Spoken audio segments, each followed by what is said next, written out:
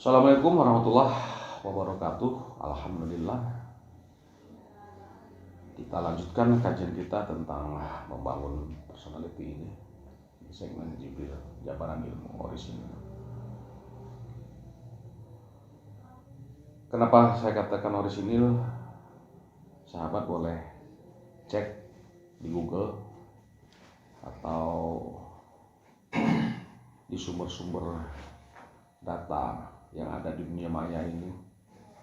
Apa yang saya sampaikan ini tidak pernah ada, belum pernah ada di Google.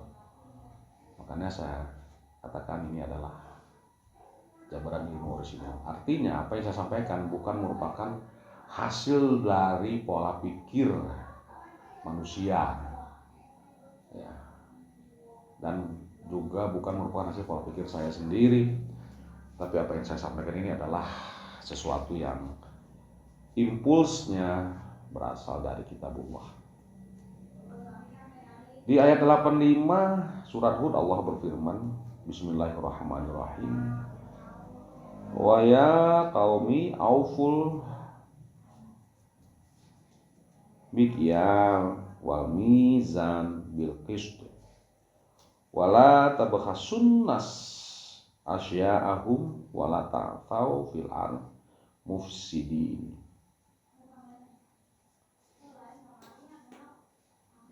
Kalau kita lihat di ayat atas ini tentang Nabi Syuaib.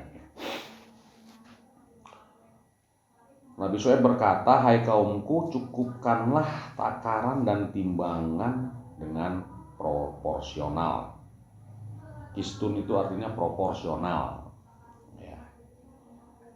Dan janganlah kamu berlaku licik kepada manusia terhadap hak-hak mereka.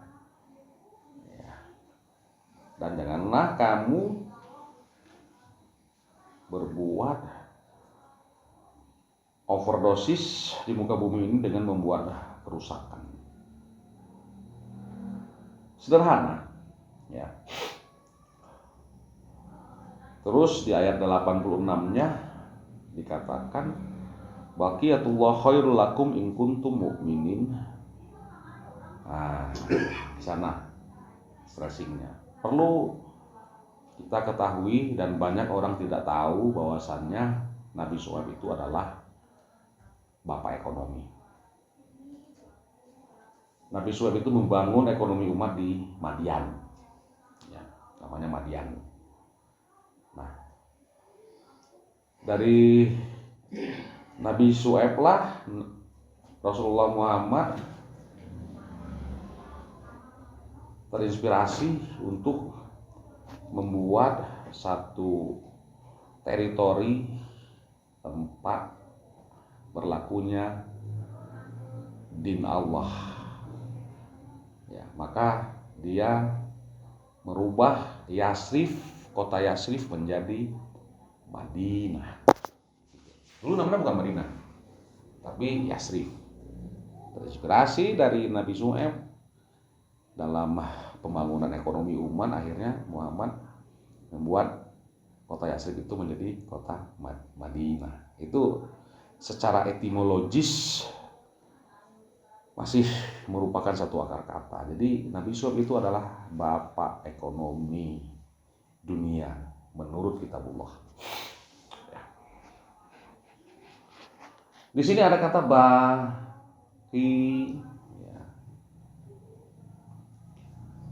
baqiyatullah, artinya dari kata bako, ya, kekal, yang kekal, keabadian dalam pandangan Allah. Di ayat ini Allah memakai lafaz ini pada kehidupan sosial horizontal antar mukmin. Ya, hanya satu kali saja. Ya. Dalam ilmu linguistis disebut hapak legomena. Ya. Kata baqiyatullah ini. Kalau kita anggap sudah beriman, maka Allah akan bertindak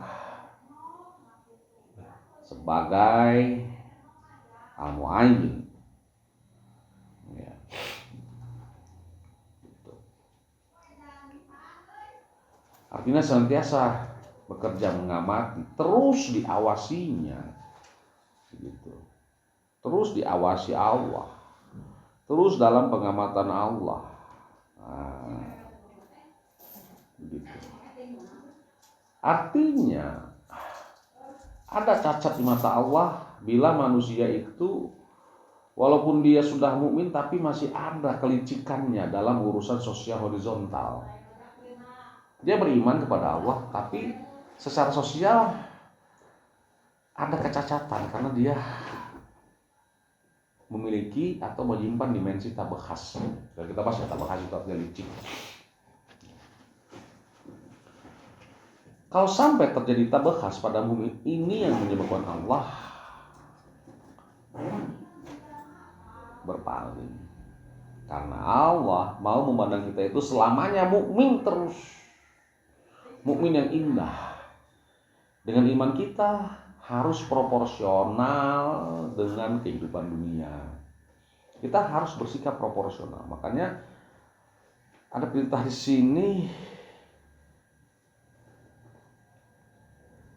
auful mikyal wal mizan bil qis, proporsional. Kadang-kadang kita sebagai mukmin tidak proporsional.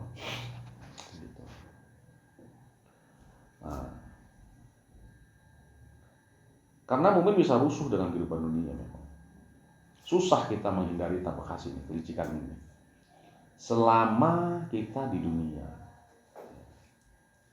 Secara fisik kita maunya bako. Sementara kita hidup di sosial horizontal, berarti tidak selamanya bako di mata Allah. Tapi dia tetap saja memandang kita, tak pernah berpaling, tak pernah menyalahkan, berarti Allah tidak bicara halal haram di sini. Ini yang mau disempurnakan Nabi Syuaib sebagai tokoh ekonomi, bapak ekonomi. Ya, banyak orang yang ya boleh bisa dikatakan sempurna lah ritual ibadah yang dia lakukan, tapi cacat ketika dia sebagai pelaku ekonomi. Jadi kehidupan harus diatasi oleh akal. Yang penting bagaimana mendapatkan bahagiatullah ini. Ya. Kadang-kadang kita terhadap anak dan istri aja sering tabakhas, ya. Licik. Pak ada duit? Enggak, padahal ada. Itu udah licik loh. Itulah contoh sederhana dari licik itu. Nah, jadi untung saja ini masalah bisnis interaksi material antar manusia. Dalam masalah ini tabakhas jadi pelik. Sebab antara strategi dan licik susah memang memisahkannya. Ya. Gitu. Tinggal moral lagi lah. Ya, moral, clarity moral kita yang bisa memisahkannya. Untungnya ayat ini hanya masalah bisnis, hanya disuruh proporsional, ya, bukan porsional. Proporsional, bukan porsional. Begitu. Dia pakai kistun, bukan qadrun, bukan adlun juga. Jadi ayat ini khusus dikonsumsi untuk yang masih aktif dalam perekonomian duniawi. Gitu. Kita ambil contoh misalnya ya. Harga kopi 1 gelas 3.000 ya. Tapi di restoran itu bisa 15.000 gitu. Ini proporsional untuk orang, tapi untuk kita enggak. Nah, namun kalau kita mencoba membalas dengan alasan fa'i, berarti kita yang tabakhas. Begitu. Tidak mungkin manusia bisa menghindar dari tabakhas. Mengambil dari kenegatifan orang lain itu licik namanya, tabakhas namanya. Kalau kelicikan pada diri namanya kaidun. Jadi ada dua sisi yang tergambar dari ayat ini.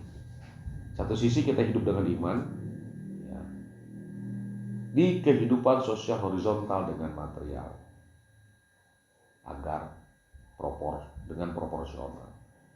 Tapi di sisi lain, insan bisa licik. Nah, maka sebagai furqonnya adalah baqiatullah. Gitu. Jadi untuk mengantisipasi proporsionalisme mukmin dalam kehidupan sosial horizontal material yang memungkinkan adanya tabahas lewat paradigma Baqiyatullah, ya, ini Furqannya. Gitu. Ini memang seperti yang lalu ya, tapi ini Baqiyatullah ini jadi solusif ya. Kita lupa bahwa Allah memandang kita yang etis, estetis. Ya. Memang sudah mukmin, tapi nggak fair ketika mukmin melakukan kelicikan dalam kehidupan sosial horizontal.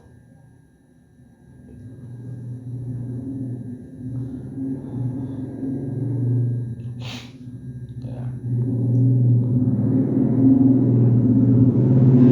Jadi berbicara tentang kehidupan sosial horizontal, kita harus bersikap proporsional. Ya.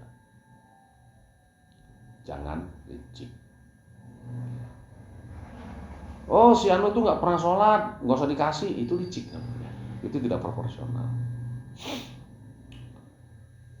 Ketika ada orang tetangga kita susah, oh dia itu orang Kristen, jangan ditolong, itu licik namanya. Ya. Itu sebuah kelicikan. Berarti di saat kita bersikap seperti itu, kita artinya sudah berada di luar jalur dari Baqiyatullah, dari nilai-nilai absolutisme yang sudah Allah tetapkan. Kebaikan itu sebuah nilai yang absolut, tidak pandang bulu. Mau dia itu nggak pernah sholat, mau dia itu orang Kristen, mau dia itu orang Buddha, mau dia itu binatang sekalipun, namanya kebaikan tetap harus kebaikan proporsional, bukan hanya kepada orang-orang yang sepaham dan yang sepemikiran dengan kita saja kita harus berbuat baik, tapi kepada seluruh umat manusia yang ada di muka bumi ini. Demikian, assalamualaikum warahmatullahi wabarakatuh.